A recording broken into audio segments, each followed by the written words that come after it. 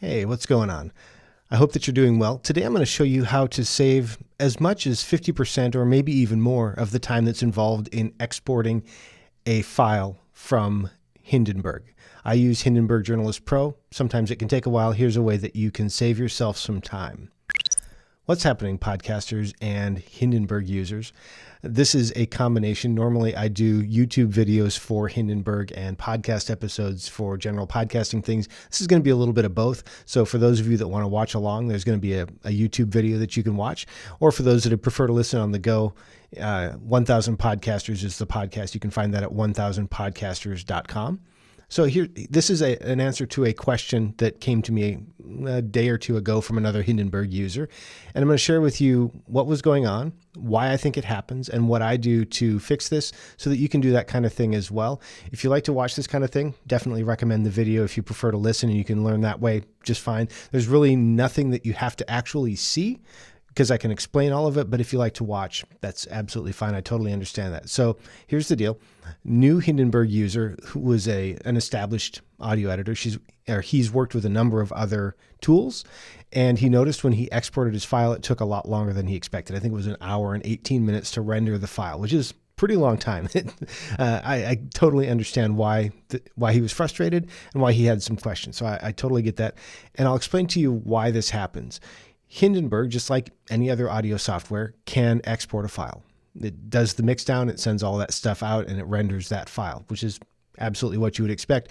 But the cool thing about Hindenburg is that it can also mix that file down to a specific loudness. So if you think about a podcast, you're listening in the car, you want it to be at a certain loudness level. And the Audio Engineering Society has set that target based on what they call LUFS. I'm not going to get into the technicals of that, but you can automatically set your file to match a loudness target for broadcast TV, broadcast radio. You can set it for podcasting. You can set it for a number of different targets, and Hindenburg will automatically mix it down and set it to match that loudness target, which means it's applying compression and limiting and doing all kinds of stuff behind the scenes so that you get exactly what you want when you publish your file. It's a great thing. But the way Hindenburg does that makes total sense. They sort of render the file in memory, if you will. And I don't know all of the technicals behind this, so if I'm not technically correct on this, I'm explaining how I see it happen. But the reality is it's going to mix down the file once to understand what the peaks and the valleys are, what the loudness is as the file was saved. So after you've applied all of your effects, after you've done all of your mixing, you've cut everything in, you've done all that stuff, it's going to mix that down and figure out what the loudness is and what it needs to do to make that file match the loudness target that you've told it to do.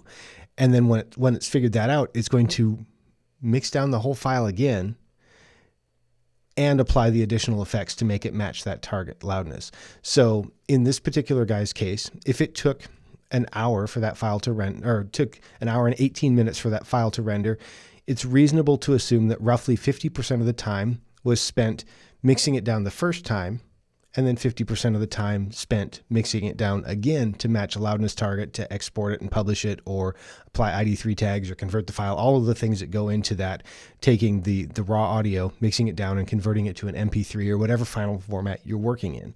So that's what's going on, is it's basically mixing the file down twice, once to understand it and once to make it match the loudness target. And so for a longer file, that can take a while. As an example, right now I have open in front of me the upcoming episode of my show, the Engaging Missions show, and I've done all the edits and I'm getting ready to mix it down. Here's the workaround, because I've found a way to save at least 50% of the time that's involved in this. I'm going to mix this file down to a stereo file or a WAV file, and I'm going to tell the software not to match a loudness target when it does that. So I'm going to mix that down. My guess is it's going to take probably about 10 to 15 minutes for this file to mix down. I'll do that offline and we'll come back to it. And then when I'm done mixing it down, I'm going to bring that file back in and I'm going to solo out the new track so that I'm only listening to that one. And I'm going to use that to do my final export to loudness. So that's going to be the process. It's actually fairly straightforward, but here's what I'm going to do. The first thing I'm going to do is mix this file down without matching loudness targets. And in my case, I'm going to export it I need to, if you're watching along on the screen, I'm going to choose where I want it to go. So I'm going to drop it in a folder. I'm going to tell it to mix it down as a stereo wave, and I'm going to turn off my loudness matching so that there's no normalization. And I'm going to hit save, and it's going to render that file. It's probably going to take about 10 or 15 minutes. I'm going to pause the video, and then we'll come back after that's done and see what I do next.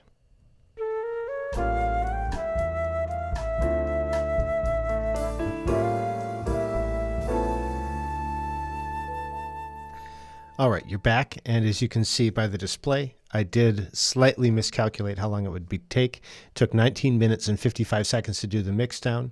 To be fair, I did have some video editing going on in the background, so I wasn't exactly being nice to my computer.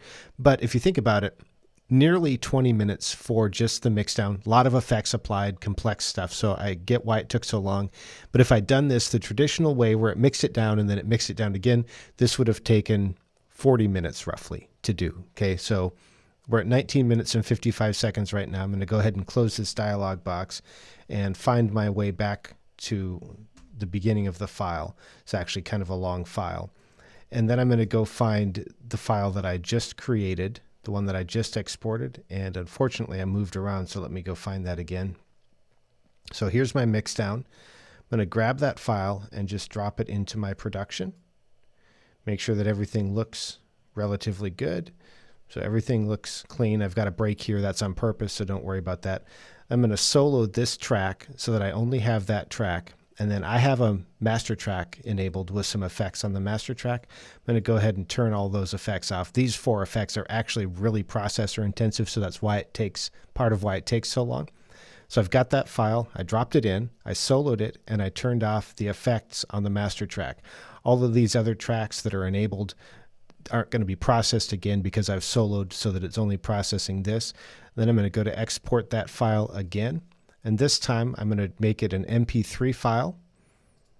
And I've got a preset for exactly how I want it to go. And then I just need to choose the destination. If you're watching along, I'm just dropping it into a destination.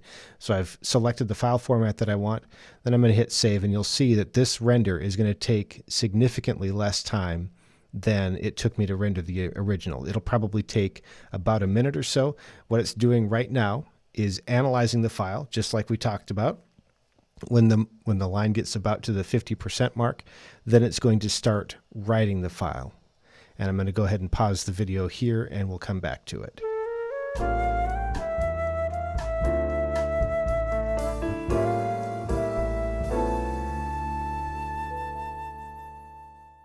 All right, we're back, and the final mix down is done. In this case, it took 3 minutes and 4 seconds, so all told, call it 23 minutes for the entire mix down, whereas doing it the traditional way would have taken 40 minutes or longer. And the real power in this begins to come when you're exporting multiple files to different locations. So in Hindenburg, you can publish to the same file to more than one destination. So in my case, I work in Libsyn primarily, so I can publish a file to Libsyn, and I can also drop a file to Google Drive or whatever backup system I have so that I have another copy of that. And that can all happen automatically. But if I were to mix this entire 20-minute mix down and publish it to 2 different destinations, that would be 20 minutes for the original mix down, plus 20 minutes to publish it to Libsyn, plus 20 minutes to publish it to a backup folder, if you will.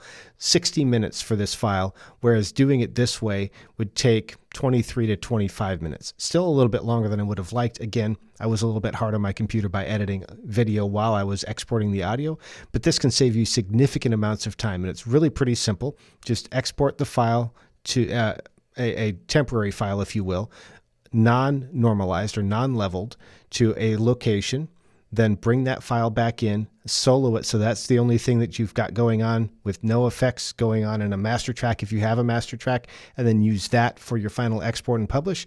That will save you a good bit of time when you're publishing files in Hindenburg, especially if you use a lot of effects or if there's a lot of complexity going on that's going to take a long time to render.